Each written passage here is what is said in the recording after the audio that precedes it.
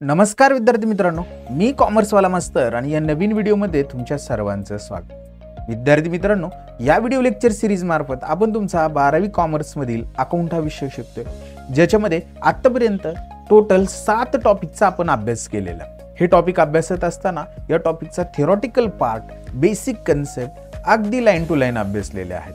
त्याचबरोबर solve problem देखील समजून घेतलेले आहेत, अनसॉल्व प्रॉब्लेमचा देखील अभ्यास केलेला आहे. आता ह्या सगळ्या 7ही टॉपिकचे व्हिडिओ जर तुम्हाला बघायचे असतील तर आपल्या चॅनलवर त्याच्या प्लेलिस्ट अवेलेबल आहेत, तिथे जाऊन तुम्ही ते बघू शकता.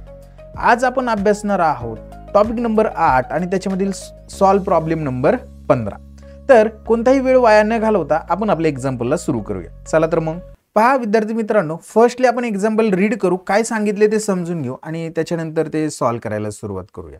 बघा काय सांगितलंय तर the subscribed capital of Parag limited is ₹30,000.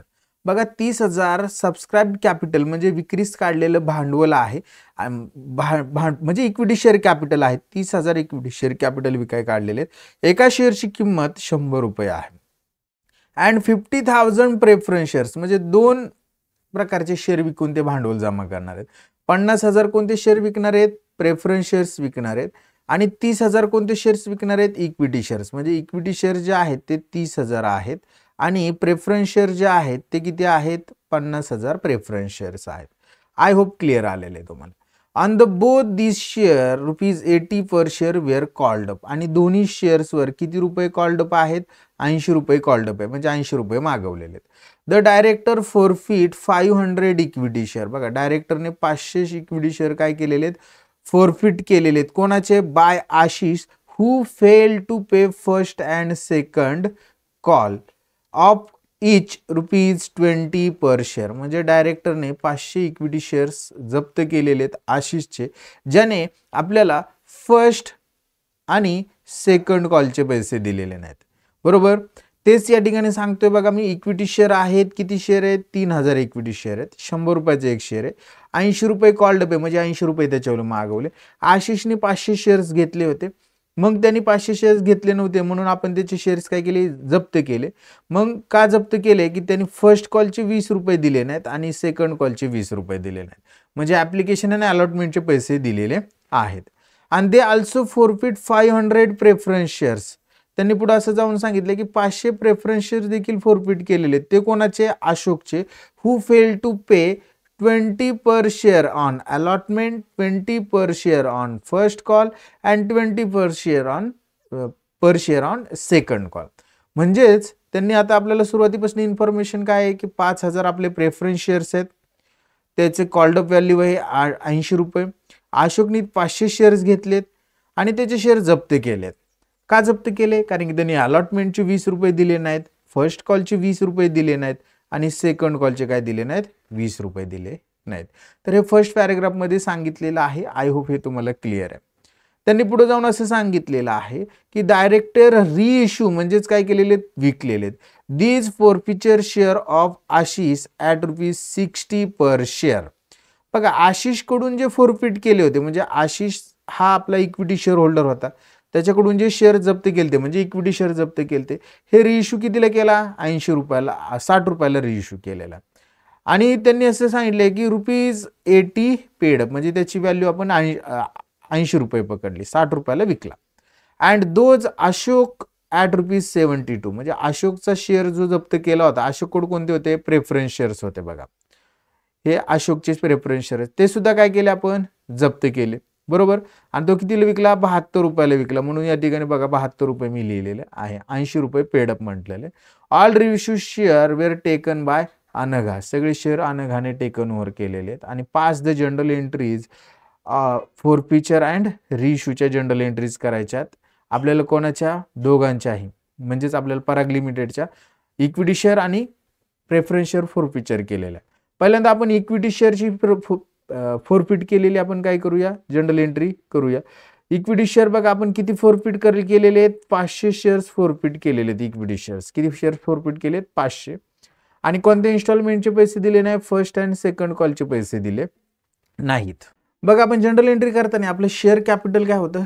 कमी होतं, म्हणून आपण इक्विटी शेअर कॅपिटलचे फॉरफिट करतोय, म्हणून equity share capital account debit.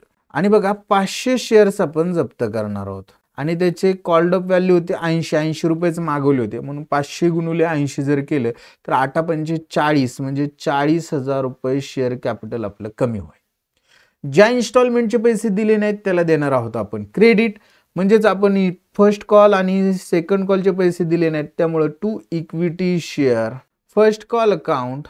आणि फर्स्ट कॉलचे बघा 500 शेअर्स होते आणि 20 रुपये दिले नाहीत, म्हणजे किती रुपये दिले नाहीत, 500 गुणिले 20 10,000 रुपये आपल्याला दिलेले नाहीत, म्हणून 10,000ला देणार क्रेडिट. आणि सेकंड कॉलचे पैसे दिले नाहीत, त्यामुळे इक्विटी शेअर 500 गुणिले 20, तर आपण त्या ठिकाणी किती लिहिणार आहोत, त्याचे 10,000 रुपये लिहिणार आहोत. मग फॉरफिट किती केले बघा, 10 20,000 दिले नाहीत, मग 40 मधनं 20,000 दिले नाहीत, म्हणून 20,000 दिलेले फॉरफिट करणार आहोत, म्हणजे दिले 20,000, म्हणून to equity share forfeiture account amount लिहिणार 20,000. आणि याचं नॅरेशन लिहिणार being 500 equity share forfeiture due to non payment of first and second call. ही झाली आपली फर्स्ट एंट्री जी आपण शेअर फॉरफिचरची केलेली आहे इक्विटी शेअर. त्याच्यानंतर आपण काय केले, प्रेफरन्स शेअर फॉरफिट केले आपण 500 प्रेफरन्स शेअर्स, मग त्याची देखील आपण एंट्रीज करूया. नंबर 2 ची एंट्री प्रेफरन्स शेअर फॉरफिट केले. मग प्रेफरन्स शेअर कॅपिटल अकाउंट कमी होणार आहे, म्हणजे इक्विटी शेअरच्या ऐवजी आपण प्रेफरन्स शेअर्स असं म्हणूया, preference share capital account debit. बघा त्याचे 500 शेअर जप्त केले आणि तो सुद्धा 80 रुपये कॉल्ड अप होता, मग 500 गुणिले 80 त्याचे सुद्धा 40,000 रुपयांनी काय होणार आहेत आपले कमी होणार आहेत. ज्या इन्स्टॉलमेंटचे पैसे दिले नाहीत त्याला देणार आपण क्रेडिट. बघा याच्यामध्ये आपल्याला अलॉटमेंटचे, फर्स्ट कॉलचे आणि सेकंड कॉल अशा 3 इन्स्टॉलमेंटचे पैसे दिले आहेत 20-20 रुपये. मग आपण काय म्हणणार आहोत त्या ठिकाणी, to equity share allotment, equity share नाही म्हणावं लागणार, प्रेफरन्स शेअर म्हणावं लागेल, सवयीचा परिणाम. To preference share allotment account. बघा आता ह्याच्यामध्ये 500 शेअर्स जे आहेत त्याचे 20 रुपये दिलेले नाहीत, म्हणजे 500 गुणिले 20 10,000. टू फर्स्ट कॉलचे दिले नाहीत, म्हणून to preference share first call account 500 गुणिले 20 त्याचे सुद्धा आपल्याला 10,000 रुपये भेटलेले. To preference share second call account याचे सुद्धा 20 रुपये दिले नाहीत, 500 शेअर्स म्हणजे 500 गुणिले 20 इथे सुद्धा 10,000 रुपये भेटलेले नसणार आहेत. मग आता बघा 40,000तनं 40,000 मागवले होते, 10 10 10 असे 30,000 भेटले नाही, म्हणजे जेवढे भेटले ते करणार जप्त, म्हणजे 40 मधनं 30 गेले तर राहतील 10,000, म्हणून to preference share forfeiture account. म्हणजे ह्याने फक्त ऍप्लिकेशनचे पैसे दिले होते 10,000 रुपये. आणि याचं नॅरेशन लिहिणार being 500 preference share forfeiture due to non payment of allotment comma first call and second call money. तर अशा पद्धतीने आपण काय केलेले, प्रेफरन्स शेअर फॉरफिचरची एंट्री केलेली. आता प्रेफरन्स शेअर फॉरफिचर केल्यानंतर आपल्याला रिइश्यू करायचे. फर्स्टली आपण इक्विटी शेअर रिइश्यूची जनरल एंट्री करू. इक्विटी शेअर रिइश्यू करत असताना बघा त्यांनी किती रुपयाला शेअर विकलाय, 60 रुपयाला विकलाय, 80 रुपये त्याची कॉल्ड अप व्हॅल्यू आहे. म्हणजे बघा 80चा शेअर थोडक्यात किती विकला त्यांनी, 60ला विकला, लॉस किती झाला 20 रुपये. हा फॉरफिचर बॅलन्स मधनं भरून काढायचा. कसा काढायचा ते सांगतो मी तुम्हाला. पहिल्यांदा 60 रुपयाला शेअर्स विकला, 500 शेअर्स विकले असणार आहेत, मग 500 गुणिले 60 किती पैसे येतील ते बघायचे. फर्स्टली बँक अकाउंट डेबिट 500 गुणिले 60 तर किती 30,000 रुपये आपल्याकडे येणार आहेत, 30,000 बरोबर. बघा याला पाहिजे होते किती, 80चा शेअर 60ला विकला, म्हणजे याला 40,000 पाहिजे होते, 10,000 कमी आलेले. मग याला आपण काय म्हणणार, इक्विटी शेअर फॉरफिचर अकाउंट. मग या ठिकाणी लिहिणार इक्विटी शेअर, तो जो बॅलन्स आहे तो फॉरफिचर मधनं रिकवर करायचा, equity share forfeiture account debit किती रुपये, 10,000 रुपये आपण रिकवर करणार. To equity share capital account total किती 40,000. आता परत एकदा सांगतो, लक्ष द्या काय काय करायचंय ते. तर आपल्याला आहे ना काय झालं होतं, आपण इक्विटी शेअर काय केले, जप्त केले, कितीचे 40,000 रुपयाचे, 80 रुपये कॉल्ड अप होते त्याच्यामध्ये. मग ते विकताना त्या इक्विटी शेअरची व्हॅल्यू किती, फेस व्हॅल्यू किती ठरवली, 80 रुपयेच ठरवली. आणि विकताना तो 60 रुपयाला विकला, बरोबर. म्हणजे 80चा शेअर 60 रुपयाला विकला, म्हणजेच काय झालं 20 रुपये आपल्याला लॉस झाला. मग 500 शेअर्स विकलेले आहेत, म्हणजे काय 60 गुणिले 500 आपल्याला किती येणार आहेत पैसे बघा, की या ठिकाणी आपण विकताना बँक अकाउंट डेबिट 500 शेअर्स आणि 60 रुपये या पद्धतीने 30,000 येणार. म्हणजे आपल्याला काय होणार आहे, 20 रुपये कमी येणार आहेत 500 शेअर्सवर. म्हणून आपण इक्विटी शेअर फोरफिचर हा जो लॉस आहे 20 रुपये, हा लॉस कुठनं रिकवर करतोय, जो आपण इथं फोरफिचरचा बॅलन्स जो 20,000 रुपये केला होता ना, जप्त केले होते ना इक्विटी शेअरचे जुने विकलेले, ते जप्त केले आपण 20,000. आपल्याला जे ऍप्लिकेशनचे आणि अलॉटमेंटचे पैसे भेटले होते ते जप्त केले. त्याच्यामधून हा जो 10,000 रुपये तो लॉस काय केला आपण रिकवर्ड केला. म्हणून शेअर फोरफिचर अकाउंट 10,000 आणि टू इक्विटी शेअर कॅपिटल क्रेडिटला किती लिहिणार 40,000 रुपये लिहिणार. आणि याचं नॅरेशन लिहिणार being reissue of 500 equity share at ₹60 80 paid up. 80 रुपये काय असणार आहेत पेड अप असणार आहेत. तर ही काय झाली आपली जनरल एंट्री झाली कशाची इक्विटी शेअर रिइश्यूची. आता अशाच पद्धतीने प्रेफरन्स शेअर रिइश्यू करायचे आहेत. आपली नंबर 4 ची एंट्री असेल या ठिकाणी. Bank account debit preference share सुद्धा रिइश्यू करताना आपल्याला बँकेतच पैसे येणार आहेत म्हणून बँक अकाउंट डेबिट. आता हे 500 शेअर जेवढे जप्त केले होते तेवढे आपण कितीला विकतोय 72 रुपयाला विकतोय. म्हणजे 500 गुणिले 72 तर ते किती येणार आहेत आपल्याला 36,000 बरोबर. आता इथं लक्ष द्या, परत एकदा सांगतो मी, इथं येतो की हा जो प्रेफरन्स शेअर्स होता तो कितीचा ते नेट पेडअप म्हटलं होतं 80 रुपयाचा फुल्ली पेडअप होता. म्हणजे प्रेफरन्स शेअर 80 रुपयाचा कितीला विकला 72 रुपयाला विकला. म्हणजे किती लॉस आहे या ठिकाणी 8 रुपये लॉस आहे. मग हा लॉस आपण फोरफिचर बॅलन्स मध्ये रिकवर करायचा. म्हणून या ठिकाणी आपण काय म्हणणार preference share forfeiture account debit. बघा लॉस आपल्याला किती झाला या ठिकाणी 500 आणि 8 तर तो असणार आहे 4,000 रुपये.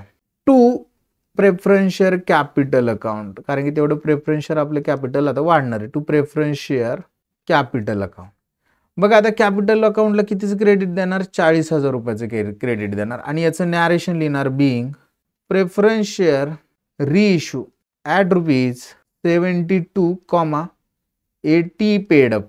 ₹80 पेड अप असल्या ₹80 पेड अप झालं. आपण काय केलं की रिइश्यूच्या जनरल एंट्रीज केल्यात. आता बघा या ठिकाणी काय झालं की आपण काय केलं की ज्या वेळेस थोडंसं लक्ष द्या इक्विटी शेअर फोरफिचर केलं त्यावेळेस त्याचा 20,000 रुपये फोरफिचर बॅलन्स होता आणि त्यातनं रिइश्यू करताना 10,000 रुपये रिकवर केला. म्हणजे 20 मधनं 10 गेले तर इक्विटी शेअरचे किती फोरफिचरचा बॅलन्स शिल्लक आहे 10,000. आणि प्रेफरन्स शेअरचा फोरफिट किती केला होता आपण बघा इथं 10,000 दिसतोय. आणि रिइश्यू करताना त्यातनं आपण किती रिकवर केला इथं 4,000 रिकवर केला. म्हणजे 10 मधनं 4 गेले राहिले किती 16. म्हणजे इक्विटी शेअरचे 10 आणि प्रेफरन्स शेअरचे 16 नाही 6,000 प्रेफरन्स शेअरचे 6 असे टोटल 16,000 रुपये आपल्याला हे फोरफिचरचा बॅलन्स आहे. मग तो ट्रान्सफर करणार कॅपिटल रिझर्वला. त्याची या ठिकाणी जनरल एंट्री करणार number 5 equity share forfeiture account debit. 10,000 रुपये कुठून आले कळलं का तुम्हाला. फोरफिट 20 केले ते रिकवर्ड केले 10,000 रिइश्यू करताना तर 10,000 शिल्लक राहिले म्हणून equity share forfeiture account debit 10,000. Preference शेअरचे 6,000 राहिलेत. Preference share forfeiture account debit 6,000. To capital reserve account 16,000. आणि याचं नॅरेशन लिहायचं being balance of share forfeiture account transfer to capital reserve. तर अशा पद्धतीने हा प्रॉब्लेम आपण समजून घेतलेला आहे. आय होप विद्यार्थी मित्रांनो हे एक्झाम्पल तुम्हाला व्यवस्थित समजलेलं असणार आहे. समजलेलं असेल तर व्हिडिओला लाईक करा, चॅनलला सबस्क्राईब करायला विसरू नका आणि तुमच्या वर्ग मित्रांपर्यंत हे व्हिडिओ नक्की शेअर करा. आज आपण इथंच थांबूया. नेक्स्ट व्हिडिओमध्ये आपण नेक्स्ट एक्झाम्पल अभ्यासणार आहोत. तोपर्यंत सर्वांना बाय, टेक केअर.